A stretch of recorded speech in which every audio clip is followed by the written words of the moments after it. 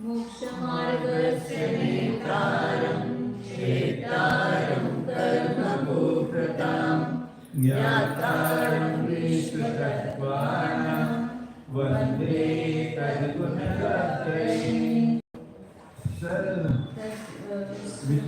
श्री वर्धमानाय साधि संघातघातिनं विद्यास्पदं प्रवक्ष्यामि तत्त्वार्थश्लोकवार्तिकम्। पंचपरमेश्वरी भगवान की, देवादिदेव गजानन श्री आदिनाथ भगवान की, परम पूज्य आचार्य श्री उमा स्वामी जी महाराज की, परम पूज्य आचार्य श्री विद्यानंद स्वामी जी महाराज की, परम पूज्य आचार्य श्री शांति सागर जी महाराज की, परम पूज्य आचार्य श्री सरमती सागर जी महाराज की, परम पूज्य आचार्य श्री अभिनंदन सागर जी महाराज की, परम पूज्य आचार्य गुरुदेव सुंदर सागर जी महाराज की, गुरुदेव समंतभद्र स्वामी की जय।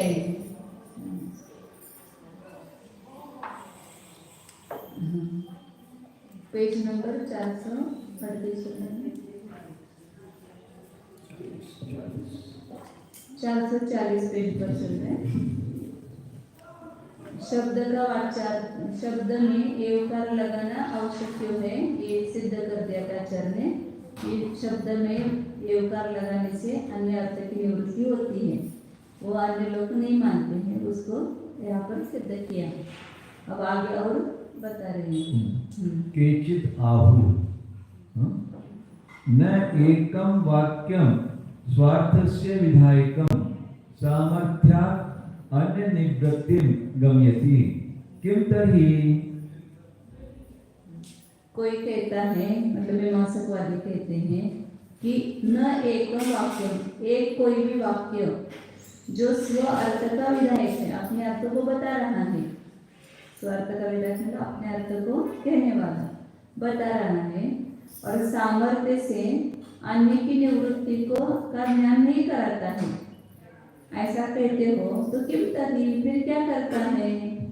वो स्व अपने अर्थ को बताने वाला वाक्य अन्य निवृत्ति को का ज्ञान नहीं कराता, ऐसा आप कहते हो तो क्या है फिर।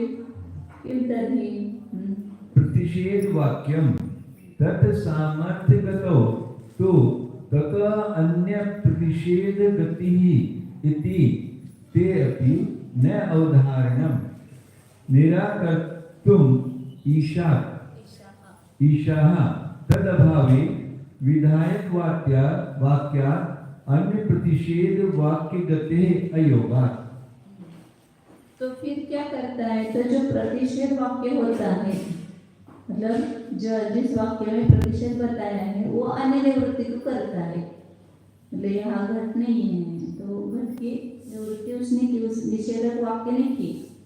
फिर उसके सामर्थ्य से तत्सामर्थ्यगत होतु तथा अन्य प्रतिषेध गति, फिर उसके सामर्थ्य से ज्ञान होने पर उससे अन्य प्रतिषेध का ज्ञान होगा, ऐसा कोई कहता है तो वो भी अवधारण, मतलब एवकार लगाना अवधारण के लिए है, ऐसा उसका निराकरण करने में समर्थ नहीं है। जो ऐसा कहते हैं कि स्वार्थ विधायक वाक्य अनिवृत्ति को नहीं करता है, उसका ज्ञान नहीं कराता है, फिर क्या करता है, जो प्रतिषेध वाक्य है वो अनिवृत्ति का ज्ञान कराता है, और उस विधायक वाक्य की दूसरा प्रतिषेध वाक्य उसका सामर्थ्य से जान लिया जाता है, ऐसा कहेंगे। मतलब जैसे विधायक वाक्य से अन्य निवृत्ति सामर्थ्य से जान ली जाती है, ऐसे प्रतिषेध वाक्य से विधि जो है वो सामर्थ्य से जान ली जाती है, ऐसा कहते हैं। इसलिए अन्य निषेध का ज्ञान होता है। तो आचार्य ने कहा कि वे भी अवधारण का निराकरण करने में समर्थ नहीं है, तो एवकार अवधारण के लिए लगाया जाता है, उसका भी निराकरण नहीं कर सकते हैं, क्योंकि तद अभावे विधायक वाक्य अन्य प्रतिषेध वाक्य गति अयोगा। फिर उसके अभाव में क्या, एवकार के अभाव में जो विधायक वाक्य है वो भी अन्य प्रतिषेध वाक्य का ज्ञान कराने में समर्थ नहीं है। आप बोल रहे हैं कि स्वार्थ के विधायक मतलब एवकार लगा हो तो ही वो प्रतिषेध करने में समर्थ है, अन्य वाक्य का प्रतिषेध करने में समर्थ है। यदि एवकार नहीं लगाया है तो अन्य प्रतिषेध वाक्य का ज्ञान भी नहीं होगा। आचार्य ने कहा। कोई मीमांसक वादी कहते हैं कि एक ही वाक्य अपने अर्थ की विधि को करता हुआ अर्थापत्ति रूप सामर्थ्य से अन्य की निवृत्ति को नहीं समझा देता है तो क्या है सो सुनो। प्रतिषेध करने वाला दूसरा वाक्य अन्य निवृत्ति का बोधक है। उस विधायक वाक्य की सामर्थ्य से दूसरा प्रतिषेध वाक्य उठाकर जान लिया जाता है और उस प्रतिषेध वाक्य से तो अन्य के निषेध की व्यक्ति हो जाती है। निषेध वाक्य जान लिया जाता है, फिर उस निषेध वाक्य से अन्य निषेध की व्यक्ति हो जाती है, ज्ञान हो जाता है। विधि जब बताएंगे तो उस वाक्य की सामर्थ्य दूसरा प्रतिषेध वाक्य से पुस्तक है, मतलब घट नहीं है, ये प्रतिषेध वाक्य उत्पन्न होगा, फिर उस प्रतिषेध वाक्य से प्रतिषेध अन्य की निवृत्ति की जाएगी, ऐसा कहते।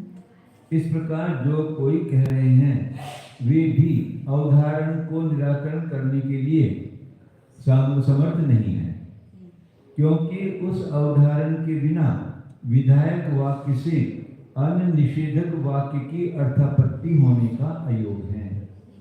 अर्थात नियम करने पर ही विधायक वाक्य से अर्थापत्ति द्वारा प्रतिषेध वाक्य का उत्थान कर सकोगे, अन्यथा नहीं। ये घट ही है, ऐसा यदि नियम करेंगे तो फिर ये पट नहीं है, ये पुस्तक नहीं है, ऐसे निषेध वाक्य उत्पन्न हो सकेंगे। नियम करना पड़ेगा ठोस, ये कर लगाएंगे तो नियम बनेगा। यदि च एकम वाक्यम एव अर्थम ब्रूयात् अनेकार्थस्य तेन वचने भिद्येत तद इति मतं तदा पदमपि न अनेकार्थम अचक्षित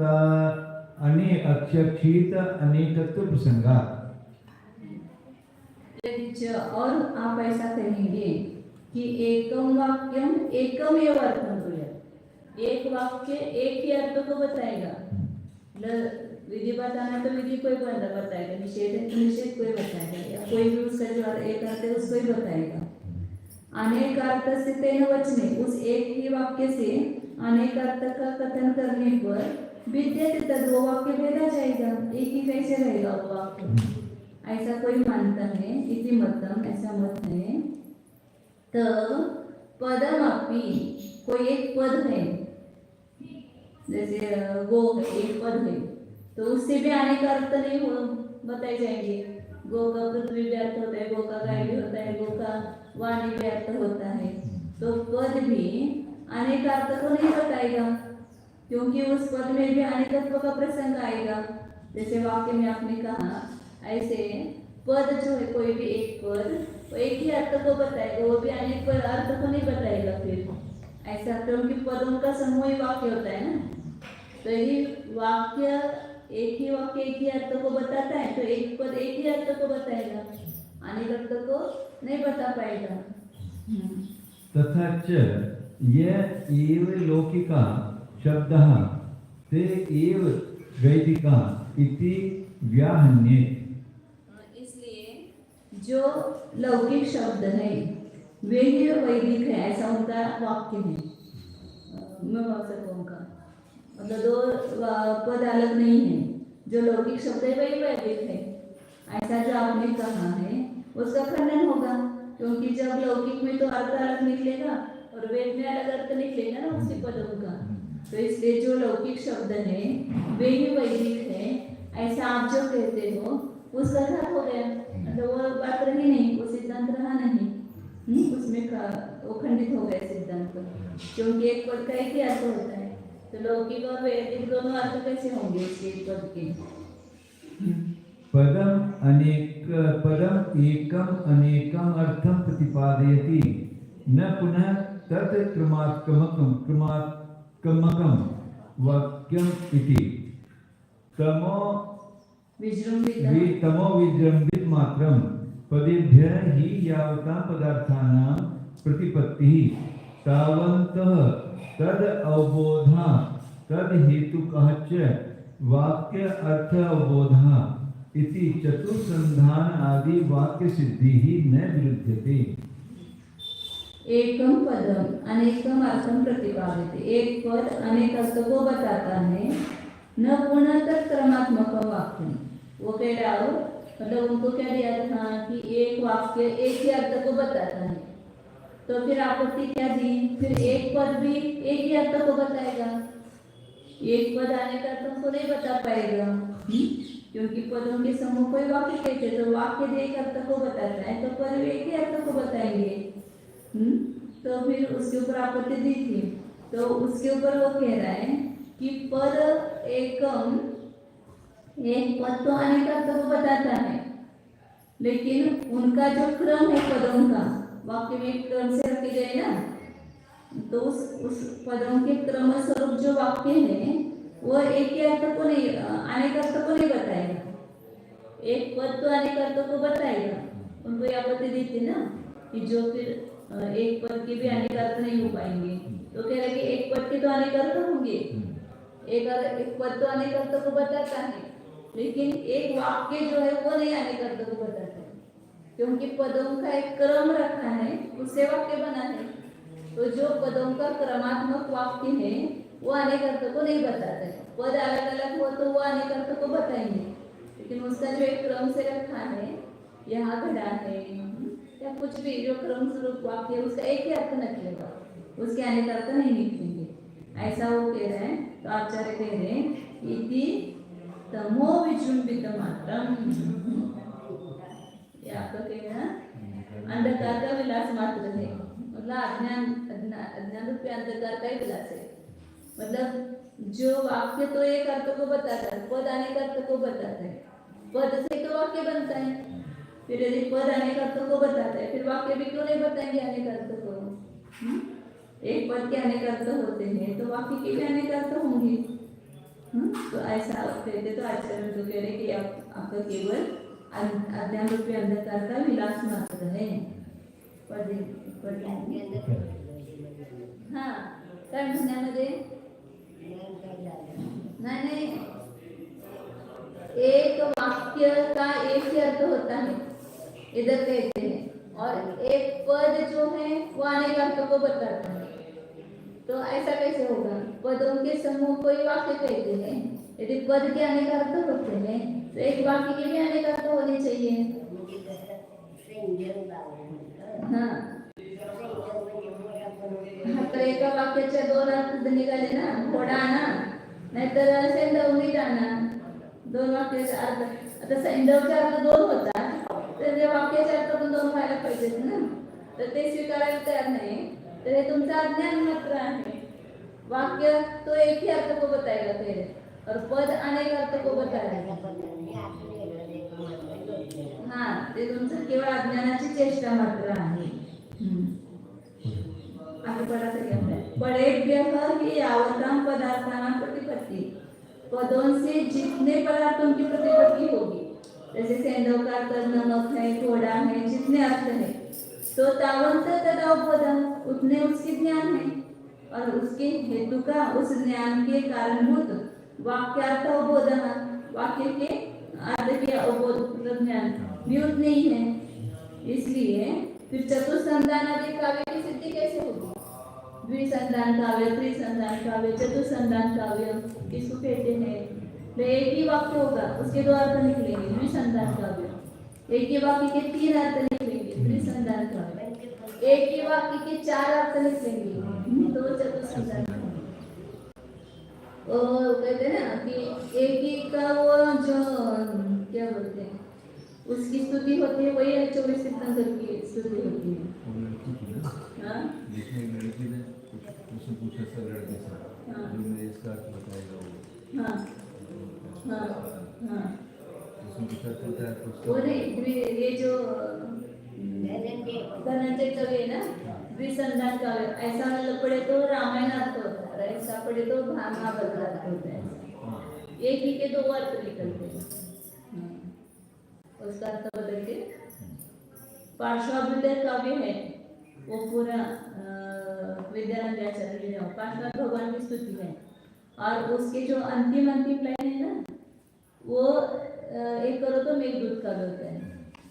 मतलब मेघदूत काव्य की ही एक लाइन लेकर के इन्होंने पूरा एक श्लोक बनाया है, लेकिन अर्थ अलग निकलेगा, वहाँ अर्थ अलग निकलेगा और यहाँ अर्थ अलग निकलेगा। हाँ, मेघदूत। मैं तुम्हारी नहीं जाऊँ कुछ प्रश्न लड़के से नहीं, वो तो अलग है, मतलब वो तो श्लेष बनाते हैं, वो ऐसा है, वो उन्होंने अहम च त्वं च नहीं, विहस्य च विहाय च अहम और प्रथम की कौन सी विभक्ति है, और विहस्य और विहाय की कौन सी विभक्ति है, सब पूछा था। तो उसने कहा अहम और प्रथम की क्या विभक्ति है, और विहस्य विहाय, विहस्य षष्ठी है और विहाय चतुर्थी विभक्ति है। तो उसने कहा कि जिसके मत में अहम और प्रथम द्वितीय विभक्ति है, विहस्य षष्ठी और विहाय चतुर्थी में, उसकी द्वितीय कैसे हो।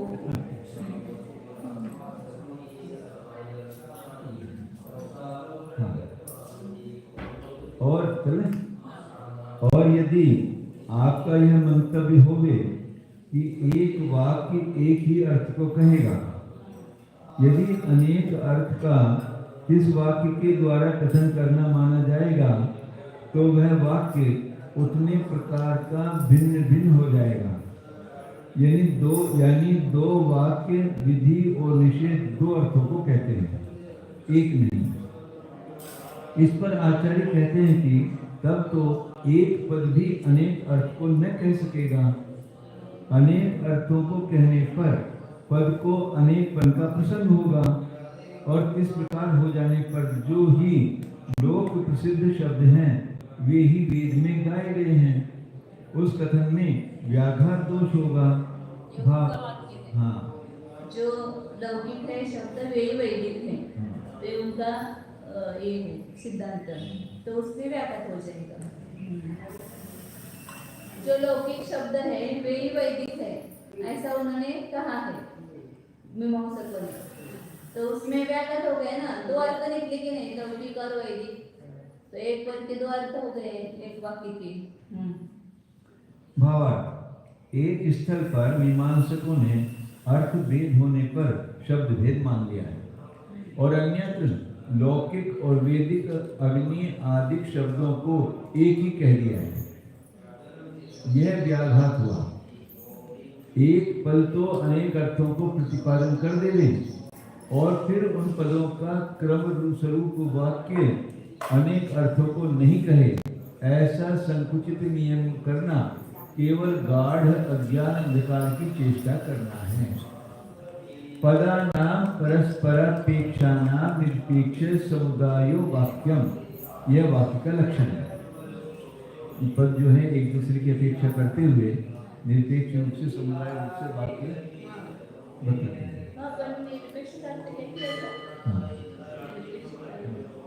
बहुत अच्छा अर्थ लगा था।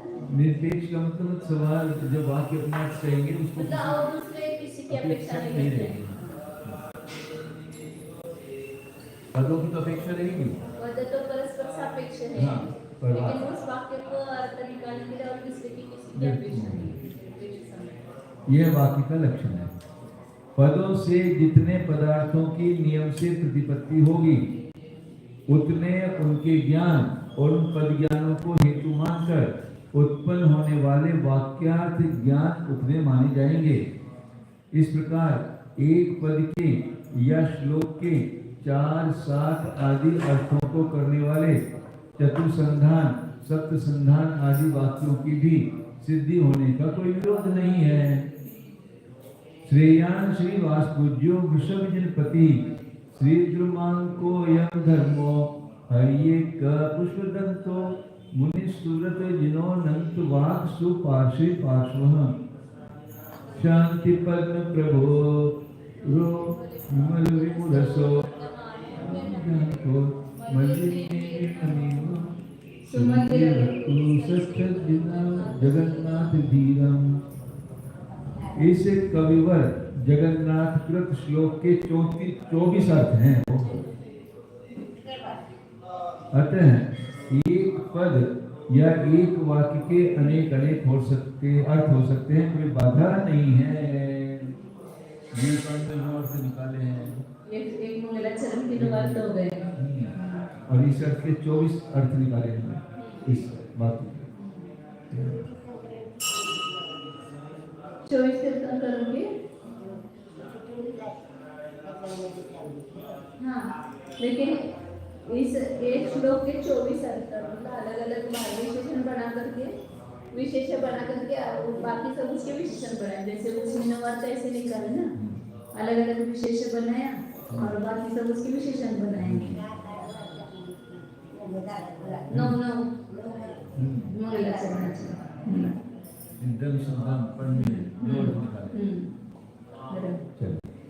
केवलम पदम अनर्थकम एव नेयादि पद व्यवच्छेद अभावात् पदवत् व्यवच्छेद अभावात् वाक्यस्य वाक्यस्थस्य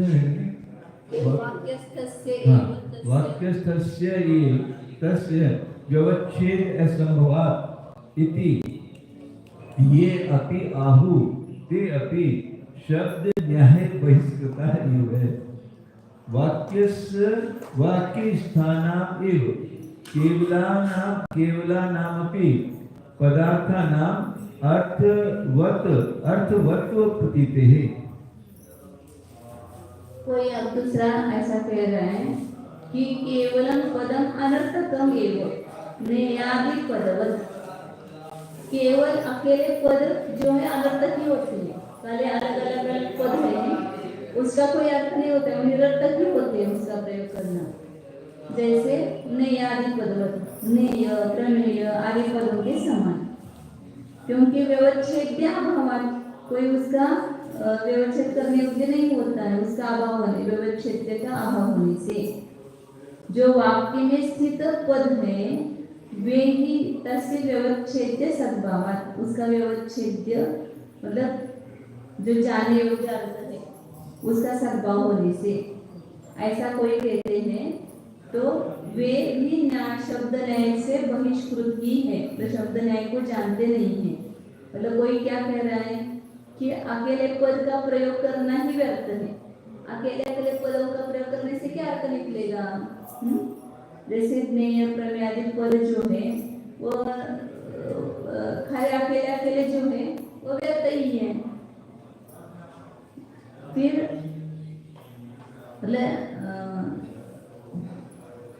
हो गया, मतलब वाक्य में उच्चारण किए गए या वाक्य में कहे गए जो पद है वही सार्थक है। केवल अकेले पद जो है, जैसे अकेले मैंने गढ़ कहा, अकेले पुस्तक कहा या अकेले और कुछ कहा, तो उनका कोई अर्थ नहीं है। वाक्य में जो पद स्थित होते हैं तो उनका ही अर्थ निकलता है, ऐसा कोई कहते हैं। तो आचार्य उनको उत्तर दे रहे हैं यहाँ पर कि वे शब्द न्याय से बहिष्कृत ही है। 441 नंबर है, 441 पुस्तक पाहिजे।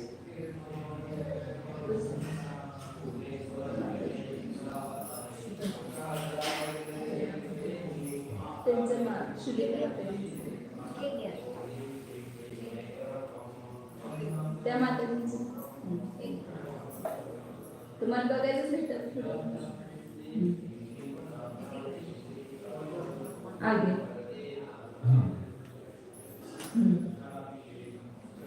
441 नंबर है।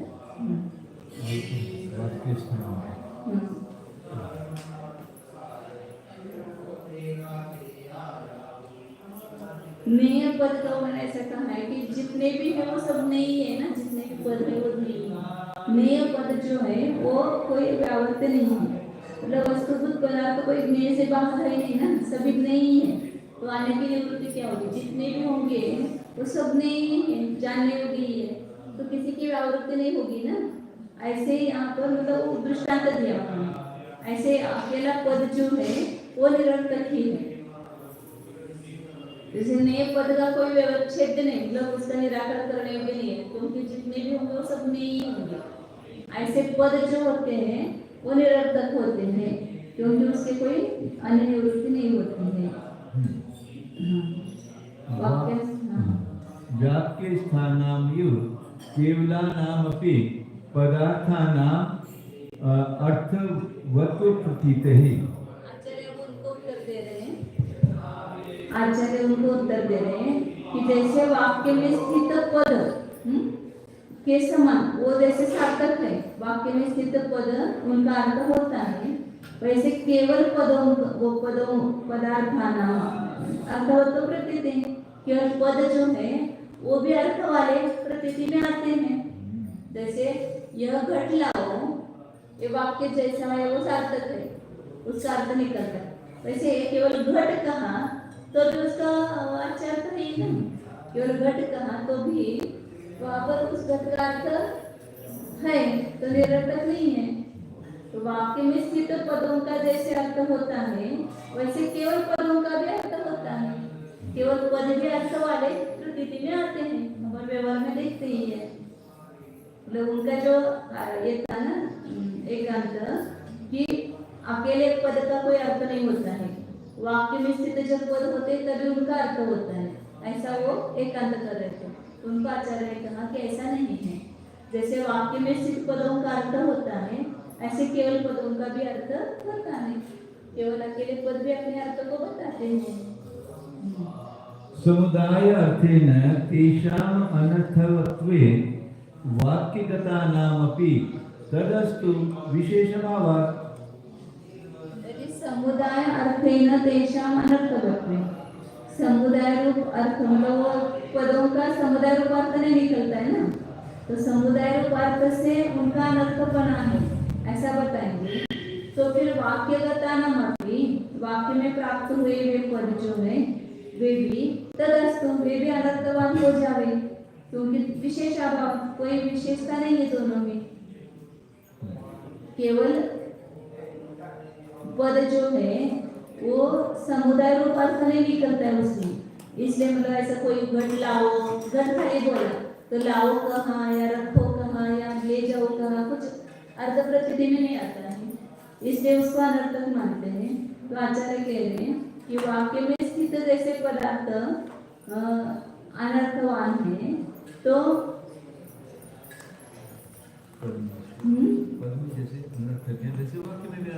अनर्थक हो जाएंगे। पदांतर अपेक्षत्वात् तेषां विशेषः तन्निरपेक्षेभ्यः केवलेभ्यः इति चेत् न। वो एक पद को दूसरे पद की अपेक्षा होने से तेषां विशेष है, उसमें विशेष है। अलग अलग पद और वाक्य में जो पद है वो कैसे है, उसमें विशेषता है ना कि अकेले पद है उसको दूसरे पद की अपेक्षा नहीं है, लेकिन वाक्य में क्या है दूसरे पद की अपेक्षा रहती है।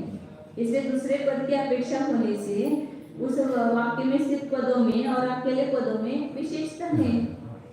इसलिए निरपेक्ष केवल दूसरे की अपेक्षा न होते हुए उन केवल पदों से अर्थ निकलता है। निरपेक्ष समुदाय का कारण परस्पर सापेक्षानां पदानां निरपेक्ष समुदाय वाक्य ऐसा कहा है। पद तो परस्पर सापेक्ष है, लेकिन उसका अर्थ निकालने के लिए पुनः उनको दूसरे किसी की अपेक्षा नहीं है, ऐसा जो समूह होता है उसको वाक्य कहते हैं। उनको और अन्य किसी की अपेक्षा नहीं, उसको वाक्य कहते हैं।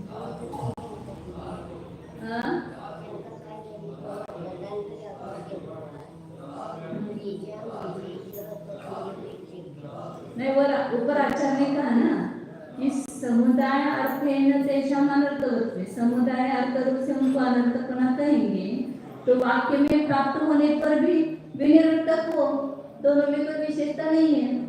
अकेले पदों में और अकेले वाक्य में स्थित पदों में कोई विशेषता नहीं होगी। यदि वो अकेले पद निरर्थक होते हैं तो वाक्य में गए हुए पद भी निरर्थक हो जाएंगे।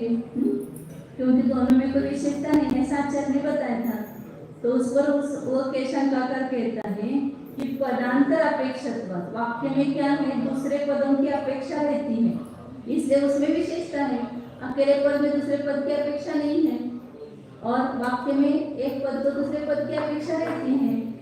पूरा वाक्य बनाने के लिए कर्ता कर्म करण सब रहते हैं ना, तो दूसरे की अपेक्षा हो करके वो अर्थ निकलता है वाक्य का। तद निरपेक्षेभ्य केवलेभ्य चेत, वो निरपेक्ष केवल पदों से दूसरे पद की अपेक्षा वो वाक्य में होने से उसमें विशेषता है, ऐसा वो शंकाकार पुनः कहता है। तो आचार्य उस पर कह रहे कि न, ऐसा तुम्हारा कहना ठीक नहीं है। क्यों? तस्य सतापि तथा प्रविभाग करण असमर्थ्य असामर्थ्य। आचार्य कह रहे कि तस्य सतापि, वे सब होने पर भी उस प्रकार का विभाग करने की सामर्थ्य नहीं है। क्यों? पद में जो प्राप्त है वो तो वाक्य में जो पद है वे दूसरे पदों की अपेक्षा रखने से सार्थक है, और अकेले पद दूसरे पद की अपेक्षा उसको नहीं, इसलिए वो निरर्थक है। ऐसा वहां पर विभाग करने में सामर्थ्य न होने से, मतलब आचार्य कह रहे इति चेत, ऐसा उन्होंने कहा था ना। तो आचार्य कह रहे कि ऐसा आपका कहना ठीक नहीं है कि तस्य सतःपि तथा प्रविभाग करना सामर्थ्य, वे सत होने पर भी उस प्रकार का विभाग करने की सामर्थ्य नहीं है। किस प्रकार का विभाग करने की सामर्थ्य नहीं है कि वाक्यगत पद और अकेले पद, इन दोनों में ये विशेषता है, उसका विभाग करने की सामर्थ्य नहीं है। मतलब अकेले पद तो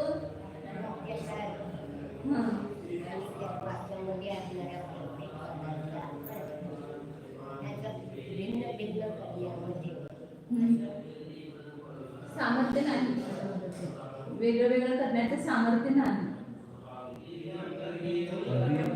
ऊपर बताया था अकेले पद है उनको दूसरे, जैसे मैंने घट कहा, हाँ। तो उस घट को दूसरे किसी की अपेक्षा नहीं है, लेकिन वाक्य बना रहे यहाँ पर घट इतना कहा, तो उसको है नहीं है या लाओ रखो किसकी अपेक्षा रहती है ना। वाक्य में तो दूसरे पदों की अपेक्षा रहती है, और अकेले पद को दूसरे पद की अपेक्षा नहीं है। पद को स्वयं अपना अर्थ बताते हैं कि हाँ, पर वाक्य में वर्णों के समूह को पद कहते हैं और पदों के समूह को वाक्य कहते हैं। लेकिन वो पदों का समूह कैसा होता है? परस्पर सापेक्ष ऐसे पद, उनका जो निरपेक्ष समूह उसको वाक्य कहते हैं। ऐसे परस्पर सापेक्ष वर्ण, उनका निरपेक्ष समूह को पद कहते हैं। वर्णों के समूह को पद कहते हैं, पदों के समूह को वाक्य कहते हैं।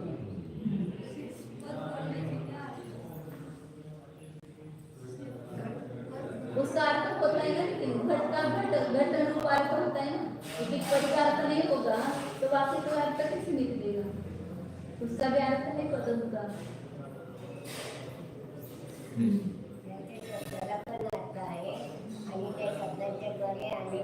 वाक्य जे बनलं या वाक्याला पण अर्थ, प्रत्येक शब्दाला त्याचा अर्थ आहे। अर्थाशिवाय शब्द आहे हाँ बोलना। हाँ, तो आहे का अर्थ नहीं ना, यदि पदों का अर्थ नहीं होगा तो वाक्य का भी अर्थ कैसे निकलेगा? वाक्य के लिए पदों का समूह होना आवश्यक है। पद का अर्थ ही नहीं, ऐसा नहीं, पद पूरा निरर्थक की ऐसा सर्वथा नहीं है।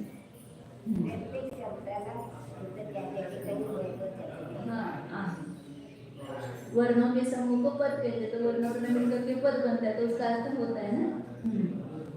नहीं, स्वयं असमर्थ नाम वाक्य अर्थ प्रतिपादने सर्वथा पदांतर अपेक्षायामपि सामर्थ्यम उत्पन्नम अति प्रसंगात् तदा तत्समर्थत्वेन तेषाम् उत्पत्तेः।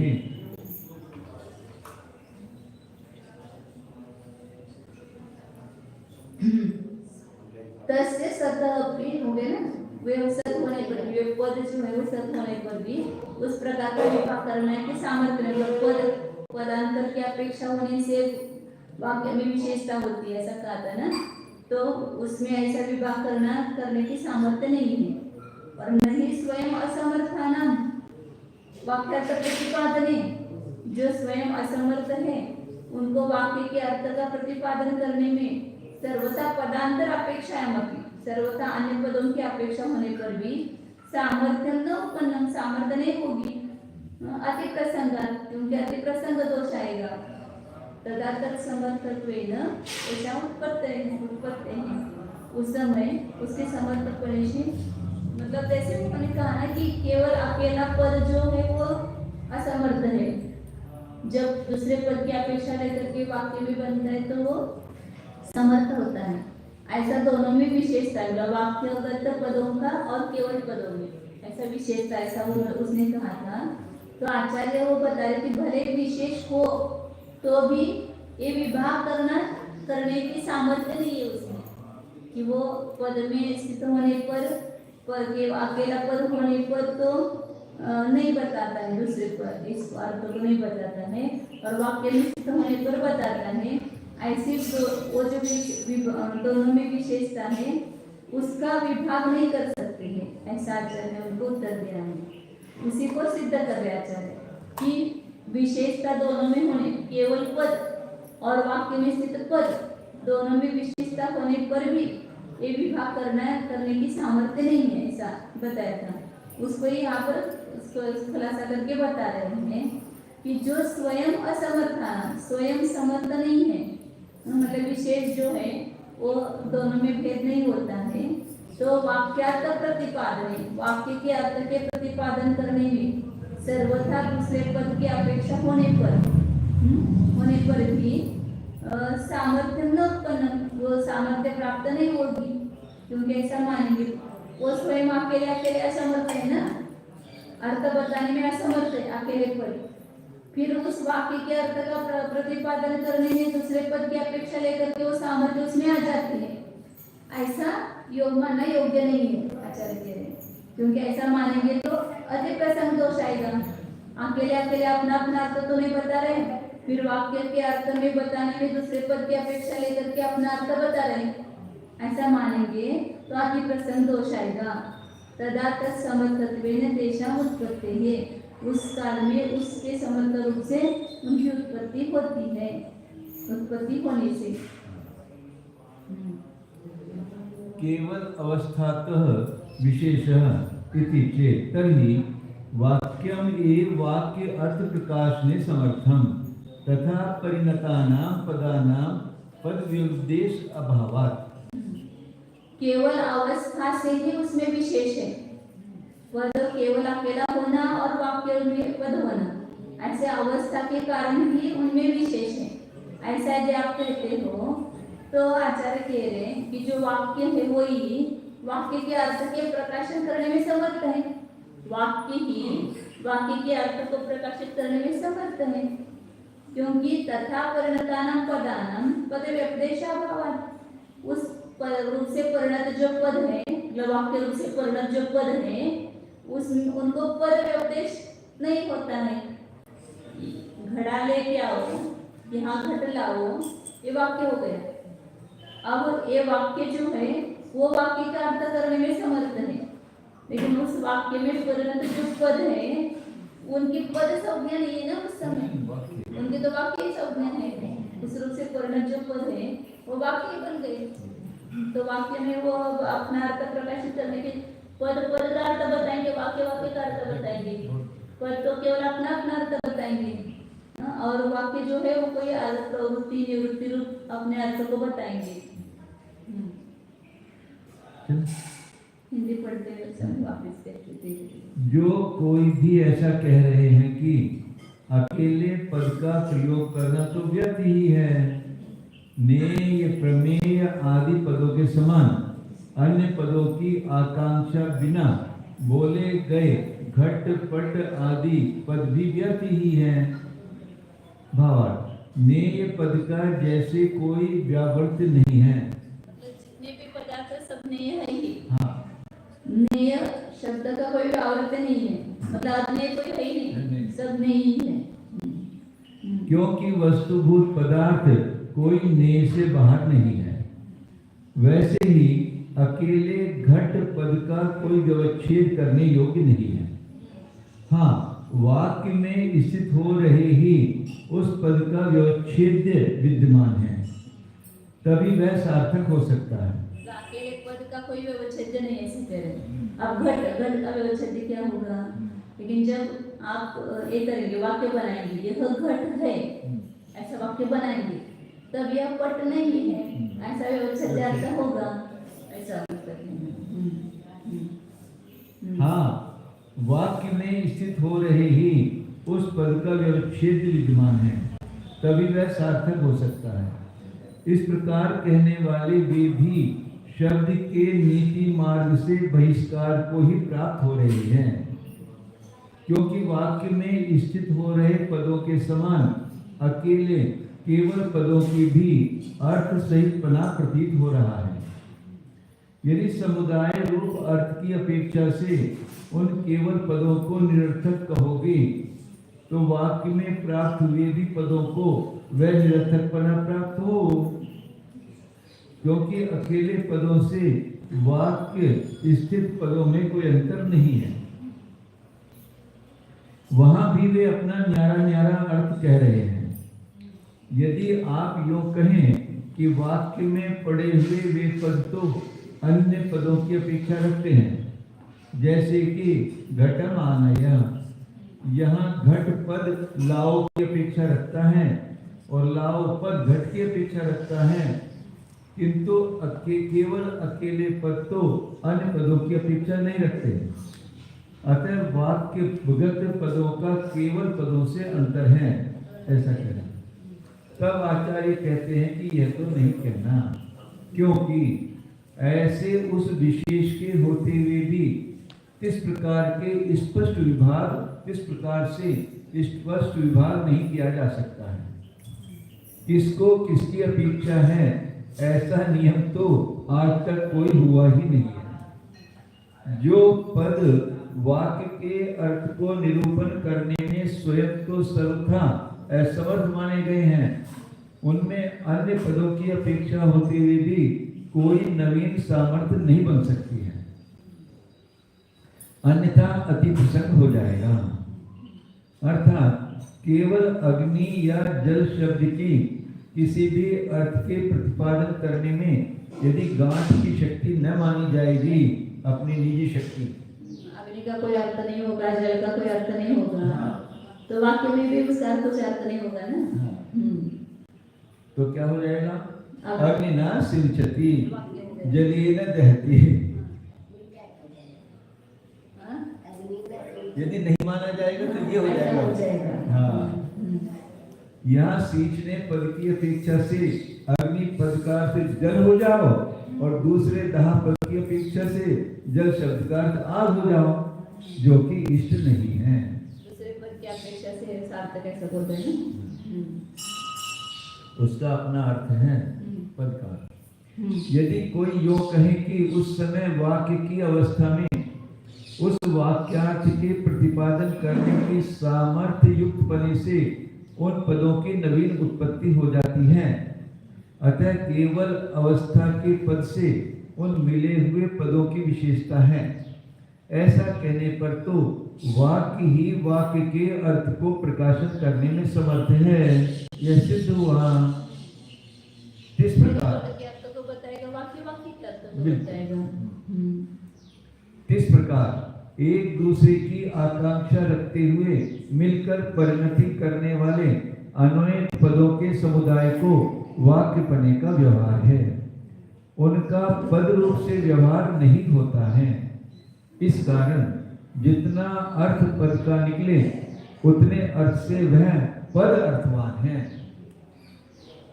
पद से जितना अर्थ निकलता है उतना पद अर्थवान है, वाक्य से जितना अर्थ निकलता है उतना वाक्य अर्थवान है।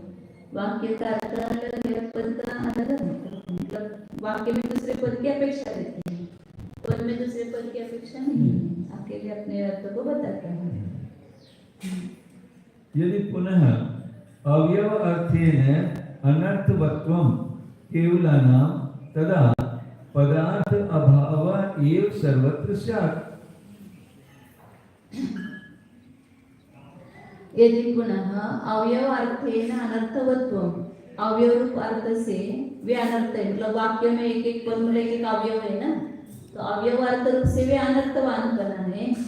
केवलानाम तदा पदार्थ अभाव एव सर्वत्र स्यात्। उस वाक्य के अवयव रूप जो अर्थ है उसके द्वारा उन पदों को यदि अनर्थवान कहेंगे, वार्तवान नहीं कहेंगे, तब केवलानाम उन केवल पदों का तदा पदार्थ अभाव एवं सर्वत्र स्यात्, पद के अर्थ का अभाव ये हो जाएगा सभी स्थानों पर। सर्वत्र उन पदार्थों का अभाव, पद के अर्थ का अभाव ये होगा। अकेले अवयव रूप से अर्थ का अनर्थ मानते हैं ना, तो केवल अकेले पद का अर्थ कुछ होगा ही नहीं, उसका अभाव ही होगा, ऐसा ओके है। ततः अन्येषां पदानाम् अभावात्। आचार्य करेंगे, आचार्य उनको ये दे रहे हैं। हाँ आचार्य बता रहे ना कि बोला है ना, प्रसंग दे रहे हैं। तथा अन्येषां पदानाम् अभावात्, उससे अलग पदों का अभाव होने से, मतलब वाक्य से अलग पद नहीं है। वाक्येभ्यः उपउद्धृत्य कल्पितानाम् अर्थवत्वं न पुनः अकल्पितानां केवलानाम् इति भुवन कथं स्वस्थ। वाक्य से निकाल करके कल्पना कर लिए गए वो जो है उन पदों को तो अर्थवान मान रहा है, लेकिन जो अकल्पित शब्द है, पद है, उनको अर्थवान नहीं मान रहा है। ये उसको स्वस्थ कैसे कहेंगे? मतलब वाक्य में स्थित पदार्थ है वे तो अर्थवान है, और अकेले पद है वो अर्थवान नहीं है। तो वाक्यों से निकाल करके कल्पित किए गए पद उनको तो अर्थवान बना मान रहा है। जो वास्तविक पद है अकल्पित है, कल्पना नहीं कर लिए गए हैं, और उन केवल पदों को अर्थवान नहीं मान रहा है, ऐसा कहने वाला स्वस्थ कैसे होगा? मतलब कुछ गड़बड़ हो गई उसके आरोग्य में। ऐसा पागल ही बोलते हैं ना। वाक्याला तरी अर्थ आहे, पदाला काय त्या वाक्यातून काढून घेतलेला पद जो आहे की जे आहे त्याला अर्थवानपणा मानतात, परंतु त्याला शुद्ध त्या पदाला अर्थवान मानत नाही, असं मग तुम्हाला स्वस्थ कसं म्हणायचं? यदि फिर तुम अवयव रूप स्वकीय अर्थ से भी केवल पदों के अर्थवान न मानोगे, तब तो सब स्थानों पर पद के अर्थ का अभाव ही हो जाएगा, क्योंकि खंड रूप अवयव अर्थों को कहने वाले उन पदों से अतिरिक्त दूसरी जाति के पदों का अभाव है। अवयव की शक्तियों से ही अवयवी की शक्ति बनती है। जल बिंदुओं के समुदाय से समुद्र बन जाता है। वाक्यों से हटाकर उसी में कल्पना कर लिए गए न्यारे न्यारे पदों को तो अर्थवान माना जाए, किंतु फिर नहीं कल्पना किए गए मुख्य केवल अकेले केवल पदों को अर्थवान न माना जाए। इस प्रकार कहने वाला वादी कैसे स्वस्थ कहा जा सकता है? भावार्थ, केवल पदों के सार्थक होते हुए ही वाक्य प्राप्त पदों को सार्थकपना आ सकता है, अन्यथा नहीं। यह निरोग अवस्था ही होश की बातें हैं। मीमांसकों को अपने वाचक पद के अनुसार यथार्थ नामा होकर अधिक विचारशाली होना चाहिए। व्यवच्छेद अभावः च असिद्धः। केवल नेय पदस्य अन्येय व्यवच्छेदेन स्वार्थ निश्चयन हेतुत्वात् निश्चयन अहेतुत्वात् निश्चय न हेतुत्वात् निश्चयन निश्चयन शब्द करेंगे। निश्चय तो न हलत रहेगा। निश्चयन, हाँ अच्छा, निश्चयन हेतुत्वात्, निश्चयन हेतुत्वात्। संक्रमण और संक्रम दोनों शब्द होते हैं ना। हाँ अच्छा, ऐसे वहाँ पर निश्चय भी है तो निश्चयन भी है शब्द है, दोनों भी शब्द है। हाँ तो ऊपर दृष्टांत में बताया था ना उन्होंने कि ज्ञेय के समान कोई व्यवच्छेद नहीं है, मतलब ज्ञेय शब्द जो है उसका कोई व्यवच्छेद नहीं है, जितने भी वो सब नहीं है। हाँ, तो उसके ऊपर अब यहाँ पर बता रहे कि व्यवच्छेद का अभाव, मतलब उस शब्द से दूसरा कोई व्यवच्छेद करने योग्य नहीं है। तो ज्ञेय शब्द का कोई व्यवच्छेद नहीं ऐसा बताया था। तो व्यवच्छेद मतलब निषेध करने योग्य, व्यवच्छेद करने योग्य का अभाव है, वो असिद्ध है। क्यों? क्योंकि केवल ज्ञेय पदस्य अज्ञेय व्यवच्छेदेन स्वार्थ निश्चय हेतुत्वात्, केवल जो ज्ञेय पद है, ज्ञेय मतलब जानने योग्य, उस पद का अज्ञेय व्यवच्छेदेन, अज्ञेय से व्यवच्छेद किया, उसका निराकरण किया। ये ज्ञेय है मतलब अज्ञेय नहीं है। तो स्वार्थ निश्चय हेतुत्वात्, अपने अर्थ का निश्चय करने में कारण बना है। अज्ञेय के व्यवच्छेद से मतलब ज्ञेय पद का अर्थ, उसका जो स्वार्थ है उसका निश्चय होता है। कैसे निश्चय होता है? जैसे अब पट का निश्चय कैसे होता है कि एक घट अधिक नहीं है, ये पट है। ऐसे जो ज्ञेय है वो अज्ञेय नहीं है, तो अज्ञेय के व्यवच्छेद से उसके अपने स्वार्थ का निश्चय करने में वो कारण है।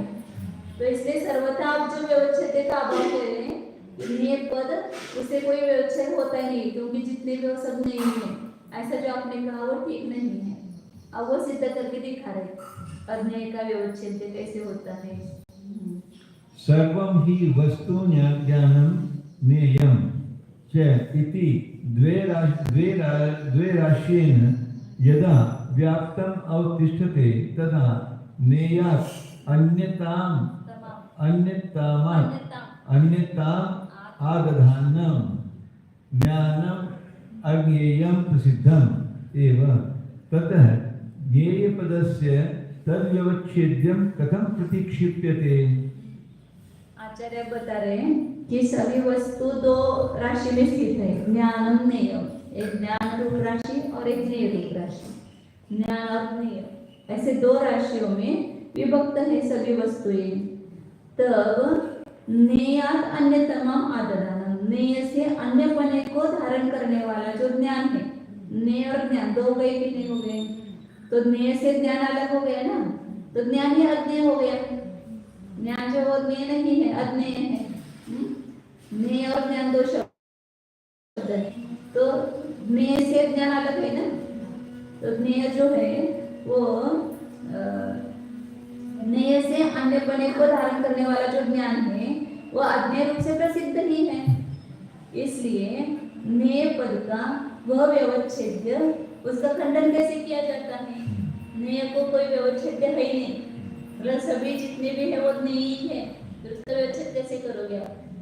ज्ञेय पद से किसी का व्यवच्छेद नहीं होता है।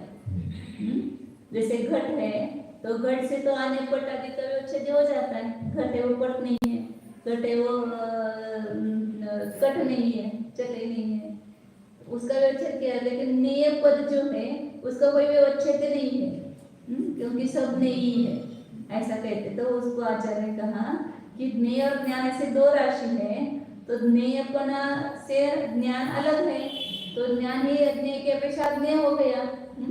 तो इसलिए उसका व्यवच्छेद कैसे किया जाता है, उसका खंडन कैसे किया जाता है व्यवच्छेद का? यदि पुनः ज्ञानस्य अपि स्वतः ज्ञायमानत्वात् न अज्ञेयत्वम्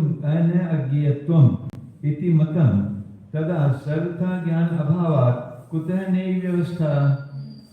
यदि वो कहेगा कि ऐसा नहीं, ज्ञान भी स्वयं जाना जाता है, इसलिए वो स्वयं ज्ञेय है, अज्ञेय नहीं है। ज्ञानस्य भी स्वतः ज्ञायमानत्वात्, ज्ञान भी स्वयं जाना जा रहा है कि नहीं जा रहा है? ज्ञान स्वयं को भी जानता है पर को भी जानता है, तो स्व की अपेक्षा ज्ञेय हो गए ना वो। तो स्वतः ज्ञायमानत्वात् न अज्ञेयत्वं, कुछ भी अज्ञेयपना नहीं है, ही नहीं अज्ञेयपना, ऐसा मत है। तब आचार्य कह रहे हैं सर्वथा ज्ञान अभावात्, फिर सभी ज्ञेय हो गए तो ज्ञान का अभाव हो गया ना, फिर ज्ञेय व्यवस्था कैसे होगी? ज्ञान ही नहीं, सब ज्ञेय बन गए तो कौन जानेगा उसको? ज्ञेय व्यवस्था ही नहीं रहेगी फिर, क्योंकि आपने ज्ञान को भी ज्ञेय बना दिया, फिर ज्ञान कुछ रहा नहीं ना, तो ज्ञान का ही अभाव हो गया। तो फिर कुतः ज्ञेय व्यवस्था, ज्ञेय की व्यवस्था कैसे होगी? ज्ञान के द्वारा जो जानने योग्य उसको ज्ञेय कहते हैं, अब ज्ञान के लिए आपने ने बनाया, फिर वो ने में ने बनाए रहेगा कैसे, कि कौन जानेगा उसको? याला जाण्यासाठी ज्ञानाची जी आवश्यकता आहे ती नाही राहिली. हा, कारण ज्ञानच नाही आहे. मग ज्ञानच राहिलं नाही तर ने पण राहिलं नाही. ज्ञानच नाही तर ने तर कुठून येणार? ज्ञान पण म्हणजे शून्यात विश्वासाचा प्रयत्न हा. स्वतः नेयं ज्ञानम् इति चेत् न ज्ञायकस्य रूपस्य कर्तृसाधनेन ज्ञानशब्देन वाच्यस्य करणसाधनेन वा साधकतमस्य भावसाधनेन च क्रियामात्रस्य कर्मसाधनेन प्रतीयमानात् रूपादभेदेन प्रसिद्धेः अज्ञेयत्व उत्पत्तिः। अब वो कहेंगे कि स्वयं नेय भी है और ज्ञान भी है। ज्ञान जो है वो स्वयं नेय भी है और ज्ञान भी है, तो ज्ञान का भी अभाव नहीं होगा और नेय का भी अभाव नहीं होगा। ऐसा कहोगे तो आचार्य कहे कि ऐसा नहीं है। 4 प्रकार के साधन माने हैं, जो शब्दार्थ सभी साधन होते हैं, लेकिन यहाँ 4 लिए हैं: कर्तृ साधन, करण साधन, भाव साधन और कर्म साधन। तो जो न्यायिक रूप है वो क्या है? कर्तृ साधन है। जो जानता है वह ज्ञान है। वो कौन सा साधन है? कर्तृ साधन है। तो न्यायिक रूप जो है वो कर्तृ साधन रूप से प्रसिद्ध है। और ज्ञान शब्द जो है, ज्ञान शब्द न वाच्य से करण साधन है। ज्ञान शब्द के द्वारा जो वाच्य है वो कौन सा साधन है? करण साधन। ज्ञान के द्वारा जानता है। आत्मा किसके द्वारा जानता है? ज्ञान के द्वारा। और कौन जानता है? आत्मा जानता है। तो आत्मा हो गया न्यायिक और ज्ञान हो गया करण। और वो साधक तमस्य, उस साधक तम का ज्ञान शब्द, हाँ। और भाव साधन क्रिया मात्र से, भाव साधन के द्वारा जानने की जो क्रिया है उस क्रिया मात्र का प्रतीति होती है। कर्म साधन प्रतीयमानात् रूपात् भेदेन प्रसिद्ध है। कर्म साधन के द्वारा जो प्रतीति में आ रहा रूप है, जो ज्ञेय है, उसकी भेद से प्रसिद्धि होने से अज्ञेयत्व को कहते हैं। अज्ञेयपण की प्राप्ति होती है। जैसे कर्म साधन है वो ज्ञेय है, जो कर्म साधन रूप है वो ज्ञेय है। जो कर्तृ साधन है वो कर्ता हो गया, जो जानने वाला हो गया। और ज्ञान है वो करण साधन हो गया। तो इस प्रकार अज्ञेय रूप से भेद की, अज्ञेयपना की प्राप्ति होती है। कोई अज्ञेय नहीं है ऐसा आप कहते हो। हाँ, मैं वो कह रहे हैं कि नेय शब्द व्यवच्छेद्य नहीं है। मतलब नेय शब्द से अन्य किसी शब्द की, अन्य किसी पदार्थ की व्यावृत्ति नहीं होती है। नेय में सभी कुछ आ जाती है। तो ऐसा नहीं होता है कि ज्ञान की अपेक्षा से अज्ञेय, नेय की अपेक्षा से ज्ञान को अज्ञेयपना हो गया ना। अज्ञेयपना, वो जान रहा है और जानने वाला जो है वो अलग है। जानना जा रहा है वो अलग है, नेय है। तो इस प्रकार इस अपेक्षा से भेद है दोनों में, अज्ञेयपना की व्यवस्था हो जाती है। तो नेय की अपेक्षा से ज्ञान अज्ञेय है। नेय का भी प्रतिपक्षी अन्य अज्ञेय है। हाँ, बराबर। नेय का प्रतिपक्षी है अज्ञेय, अज्ञेय वो और कैसा वो नहीं? नहीं, ज्ञान नहीं, वो ज्ञान है। ज्ञान है। और ज्ञान को फिर बताया कि 4 रूप से लेंगे। कर्ता भी है, कर्म भी है, क्रिया भी है और साधन भी है। 4 प्रकार से। पहले आपने कहा था कि नेय आदि पद के समान केवल पद का कोई व्यवच्छेद नहीं है, अतः केवल पद बोलना निरर्थक है। तो यह व्यवच्छेद का अभाव कहना असिद्ध है, क्योंकि केवल नेय पद को अज्ञेय के व्यवच्छेद करके अपने अर्थ के निश्चय करने का हेतुपना प्राप्त है। अज्ञेय से यहाँ ज्ञान पकड़ा जाता है, ज्ञान से भिन्न ज्ञेय होता है, जबकि संपूर्ण ही वस्तुएं ज्ञान और नेय इस प्रकार 2 महान राशि पने से व्याप्त होकर जगत में अवस्थित हो रही है। तब ये के कथनचित भिन्नता को धारण कर रहा ज्ञान अज्ञेय रूप से प्रसिद्ध ही है। इस कारण नेय पद का वह ज्ञान भला पदार्थ भला वह किस कारण नेय पद का वह ज्ञान पदार्थ भला व्यवच्छेद्य होता हुआ कैसे निराकृत किया जा सकता है? यदि फिर तुम्हारा यह मत हो कि ज्ञान भी तो स्वयं अपने आप से जाना जाता है, अतः अज्ञेय नहीं है किंतु नेय ही है, ऐसी दशा में नेय का व्यवच्छेद ज्ञान नहीं हुआ, तब तो हम कहेंगे कि जब सभी पदार्थ ज्ञेय हो गए तो सभी प्रकार ज्ञान पदार्थ के न होने से नेय की व्यवस्था करना काहे से कहोगे? बताओ। यदि तुम यो कहो कि अन्य पदार्थों की तो दूसरे ज्ञान से नेय व्यवस्था कर ली जाएगी और वह ज्ञान स्वयं अपने आप से नेय हो जाएगा, ग्रंथकार कहते हैं कि यह तो नहीं कहना, क्योंकि ऐसा मानने पर तो नेय से ज्ञान भिन्न सिद्ध हो जाता है। ज्ञा धातु से कर्ता करण भाव और कर्म में युक्त प्रत्यय कर ज्ञान शब्द बनाया जाता है। कर्ता में साधे गए ज्ञान शब्द से ज्ञायक आत्मा का स्वरूप वाच्य होता है। जानाति इति ज्ञानम, और कर्म में निरुक्ति कर साधे गए ज्ञान शब्द करके व्यक्ति क्रिया का प्रकृष्ट उपकारक स्वरूप वाच्य अर्थ होता है। न्यायते अनेन इति ज्ञानम, हाँ ये कर्म, हाँ। तथा भाव में साधे गए ज्ञान शब्द से केवल व्यक्ति रूप क्रिया वाच्य होती है। ज्ञायते ज्ञान मात्रम व ज्ञानम, एवं कर्म के प्रत्यय कर साधन किए गए ज्ञान फल से नेव अर्थ का वाच्य होता है। ज्ञायते यत् तत् ज्ञानम, ये लेकिन कभी करते नहीं कर्म साधन को वे फिर भी किसको? ज्ञान के द्वारा जो जाना जाता है,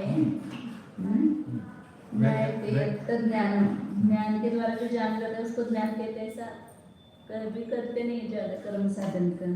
ज्ञायते यत्, चारित्र में शब्द में तो कर्म साधन करते कि जो आचरण किया जाता है उसको चारित्र कहते हैं। ज्ञान शब्द का कर्म रूपार्थ ऐसे यहाँ पर किया उन्होंने, जिससे जाना जाता है।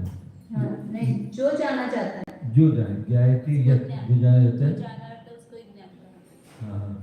कर्म साधन।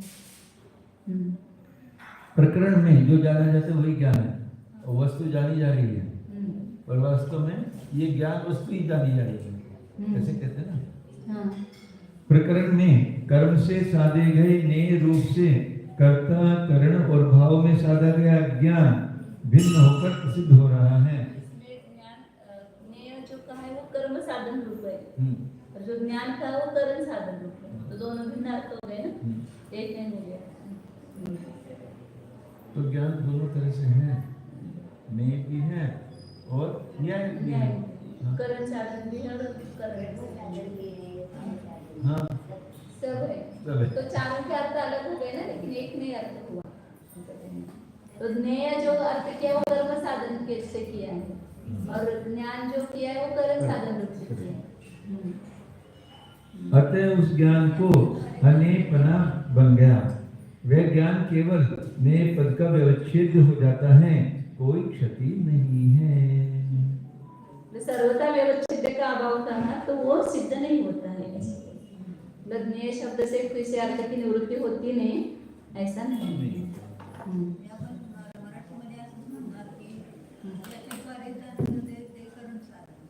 हाँ, जे जाणलं जाते, जे जाणलं जाते ते कर्म साधन झालं, ज्ञेय झालं, ते ज्ञेय जाणलं जातं।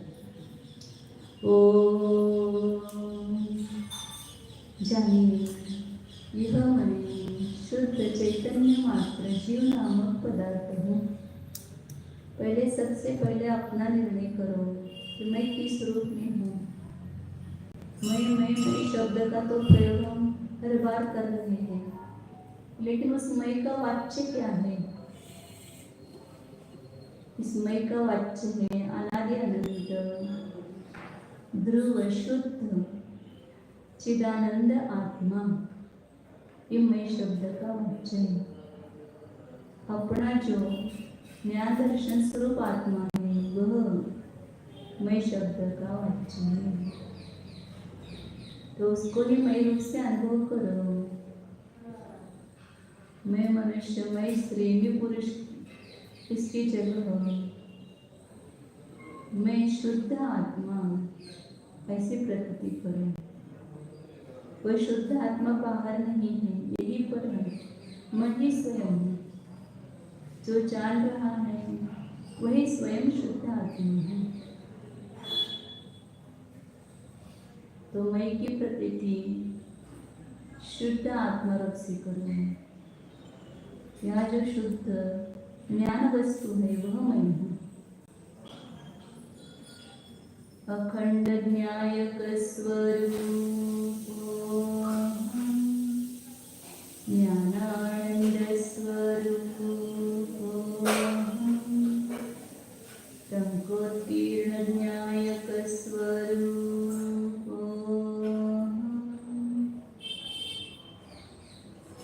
शुद्ध अवबोध सौध स्वरूप शुद्ध एको ध्रुव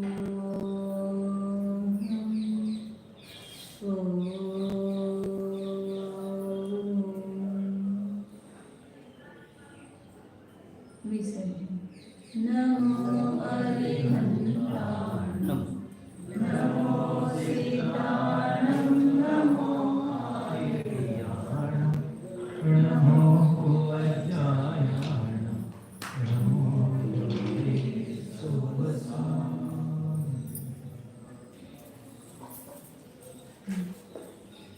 परमात्मा प्रकाश वर